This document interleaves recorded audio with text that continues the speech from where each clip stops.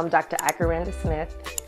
I'm a life coach, professor, and a thought leader. Hi, welcome back to my channel. I'm Dr. Ike, and before we get into all the good stuff, go ahead, hit that like button and subscribe, because you're gonna like this video as well, because this is part 2 of last week. So last week we talked about self-worth as it relates to trust. And this week I wanted to connect the dots and talk about how self-worth is connected to shame. And remember what I said last week, you can only go higher than your parents' perception of you. And so your parents' perception becomes your ceiling. So it also affects the people that we choose to love. And when I think about that, it brings me back to the people that we choose in our life to marry and to date and to spend time with. And what I realized about my parents' perception of me is that a lot of my relationships when I was younger were based off of acceptance.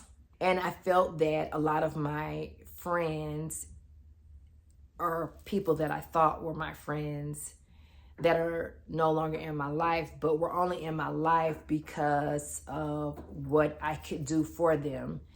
I was only friends with them because I was seeking their acceptance. Because remember, I am the person that was trying to fix her mother. So when you try to fix people, you're looking for acceptance. And so I knew that because when I got older and I went through my divorce, those people disappeared because I no longer had any value to them. But in the same vein, I married my ex-husband because let my therapist at the time tell us, because we were in premarital counseling, he said, you know your husband is not going to be your father. I never shall forget that session. And it didn't even dawn on me that he was actually trying to help me. And even though he explained it further, I was totally oblivious to what was about to happen to my life because I wanted to please my father. And so it made perfect sense for me to have married my kid's father because he was a direct replica minus some certain nuances of my father. I mean, for God's sakes, their birthday were 5 days apart. And so one of the things I know to be true is that when we doubt our ability, everyone suffers. And my parents doubted their ability from the onset because my mom married my father because he was a direct replica of her father. My mom would tell me that her father was abusive and my dad was abusive to my mother. And she was also trying to run away from her past, but she ran right into it because when you don't know that your parents' perception is your ceiling, you literally attract the very thing that is your greatest fear, which is not being worthy of a parent's love and acceptance. And so my parents' choices were my ceiling. My mother's marriage failing became my ceiling because it made me fear not being able to make a marriage work, which made me choose my kid's father rather than choosing my truth, my authenticity of accepting myself, because then I would have chose my wife sooner. I wouldn't have went around the mulberry bush only to end up back where I should have been in the beginning. When your parents' perception is your ceiling, your career choices are based on their perception of you. So much of my youth, I had jobs that I was so unworthy of, but I didn't feel confident enough to apply for the jobs that actually would have really created an opportunity for me to shine and really show my expertise, because every job that I had, I was excellent at. But people would always tell me, they was like, you're too smart to be here, right? And you know how you can hear something and you know it instinctively, but you still keep finding yourself in the same spot because you don't know your worth. And so you keep playing yourself down in order to make other people around you comfortable. Because the truth of it is that a lot of times the reason why your ceiling is set so low is because you've created a community of people who see themselves just like you do. And so I began to look around at the people that were mirroring to me a version or replica of my own family nucleus. From my friends to associates, everybody around me was mirroring me, my mom's and my dad's life choices. And so when your parents' perception is your ceiling, so are your career choices, your friends, how you seek help, how you even operate in relationship. So everything around me was telling me what I obviously knew but wasn't ready to accept. And so my fear of failing my parents became my perception as well, because my self-worth was rooted in shame, right?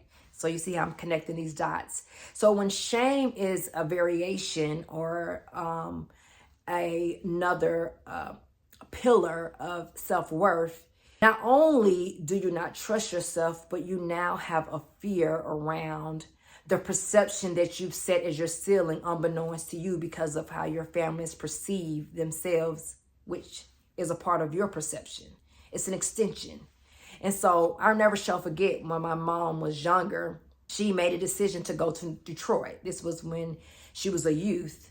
And my mom was the oldest of 12 siblings. And I'll never forget she telling me this story, you know, and she said her mom called her and she was having another baby. And she said, "Oh my God, I need you to come back home." And by all intents and purposes, my mom should have said, "No, you know, this is my life. I'm sorry having another kid, but that's your decision." And in true fashion of the generation that my mom grew up in, she felt obligated. She immediately left Detroit, which could have opened up an opportunity for her to really live her life, maybe even possibly miss my dad, right? Maybe, and find happiness elsewhere. But she came back home in order to help her mom. But let me show you how that became my ceiling later on in life. So epigenetics is real. You know, epigenetics is the very thing that your family instinctively believes genetically about themselves. It perpetuates every single generation. And so my grandma didn't feel worthy, my mom didn't feel worthy, and neither did I. And so it was interesting when the full circle came around and I was getting ready to go off to college. And I had applied for different colleges, one of which was Savannah State.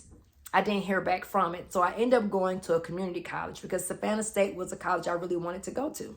Fast forward years later, I'm a whole adult. My mom tells me, "Oh, you know," she didn't actually tell me. She actually was telling me, having a conversation with my daughter. And she said, "Oh yeah, your mom had a full ride to Savannah State." Never knew about it. But that was my mom's way of limiting my ceiling. She wanted to keep me close because she too had had the same thing happen to her. And so she said, let me limit your ceiling too, because I need you around too. Because when your parent makes you their container for their worth, you also become the container for everything else. And that is what I was for my mom. And so when we lack trust and the hope to be ultimately what we want to be in life, we lose the ability to try. I had no initiative. And it wasn't that I didn't know my capabilities. It's just that I feared that I would fail at something because I had had nobody mirror to me any successful stories.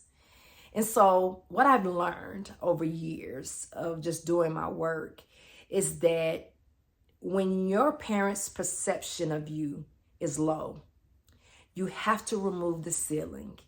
Even if it means starting lower than their ceiling was, to actually build your own ceiling and begin to realize that I have no ceiling, that my potential is limitless and I can do whatever it is that I believe that I can do if I just try. And so I'm happy to say that I'm one of those people that are risk takers. And I've learned to be a risk taker because I had parents who played it safe.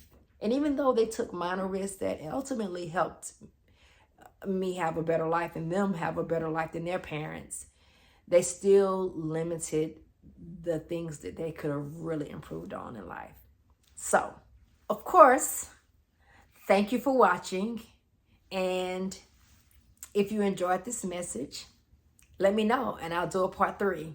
As always, thanks for watching. Hit the subscribe button and I'll see you next week.